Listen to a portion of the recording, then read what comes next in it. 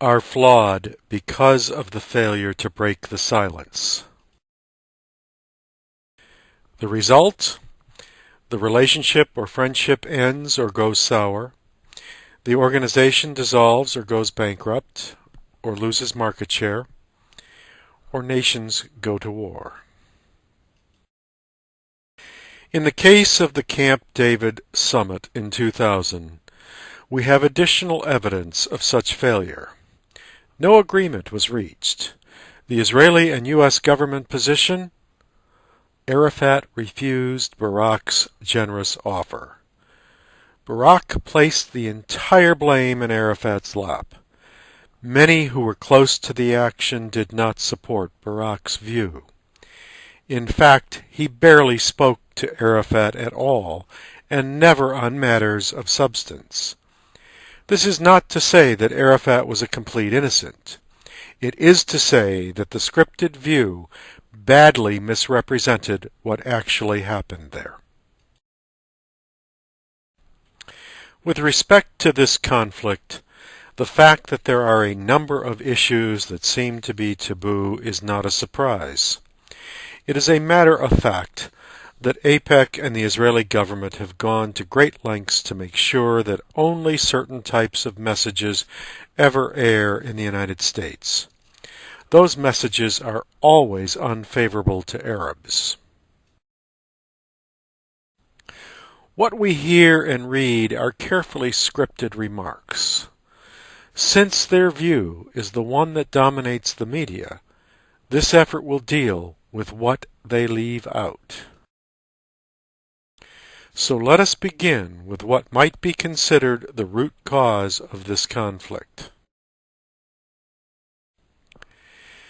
From the Israeli government's point of view, it is a complete innocent in this matter, and the culprit is nothing more or less than Arab anti-Semitism.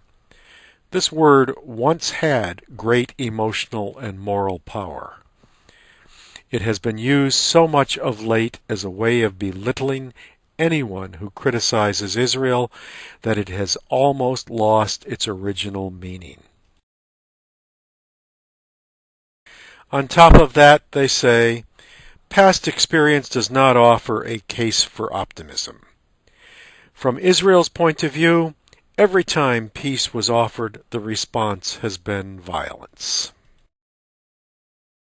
It quickly adds that they have no partner for peace, so even if circumstances allowed, there's no one there who can or even wants to actually get the job done. In support of that perspective, we will now look to an analyst for a broader understanding of the scripted view.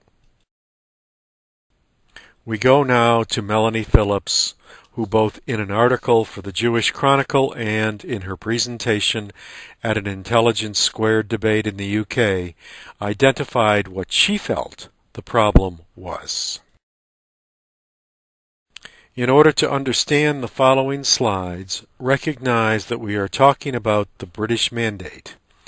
This is the area completely in blue on the map.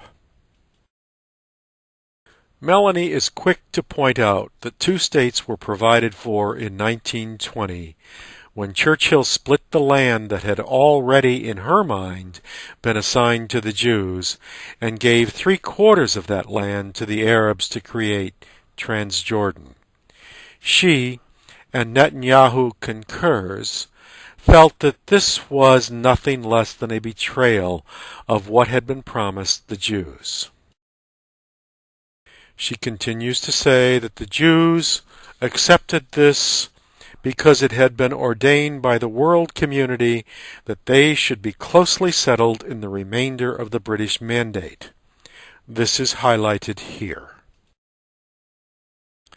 But, she notes, the Arabs rejected this. In fact, they not only rejected it, they turned to violence as a response with the intent of destroying the Jewish state.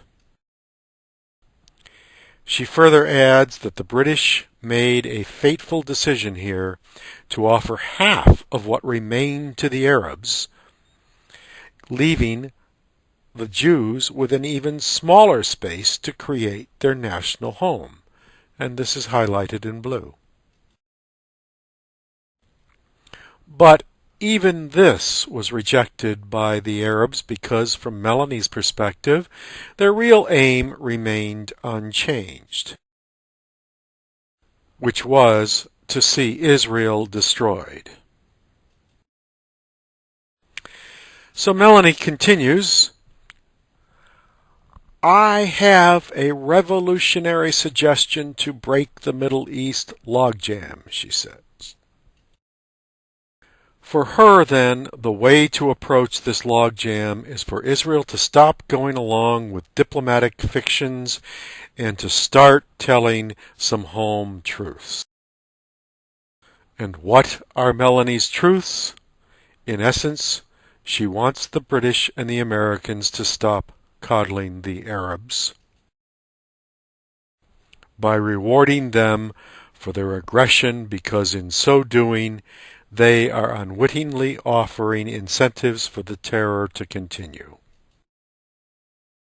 So clearly Melanie's position aligns with the view that in this conflict there is a good guy and a bad guy. Israel is the good guy, and the Arabs are the polar opposite.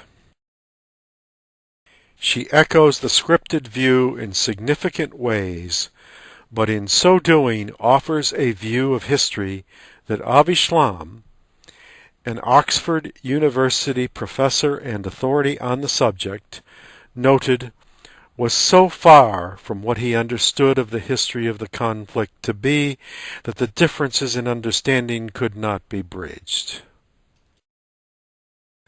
So from your perspective, here's a simple way to think about Melanie's analysis. Does she show evidence of being able to accurately reflect the Palestinian perspective? Remember that our first goal was to enter into the mindset of the other. To what degree has she done this? I have outlined 3 options. Would you give her a 1? That is, she has nailed their perspective. She got it right.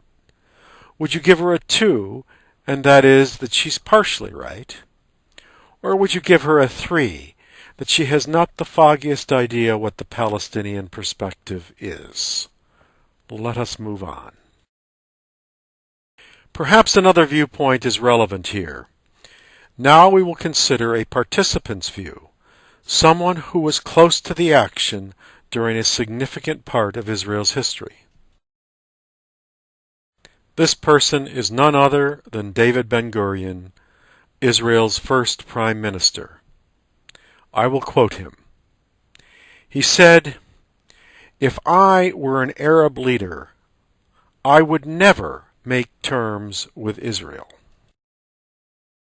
That is natural. We have taken their country."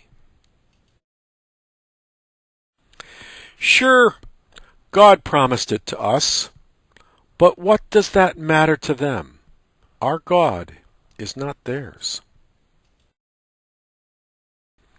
We come from Israel, it's true, but 2,000 years ago, and what is that to them?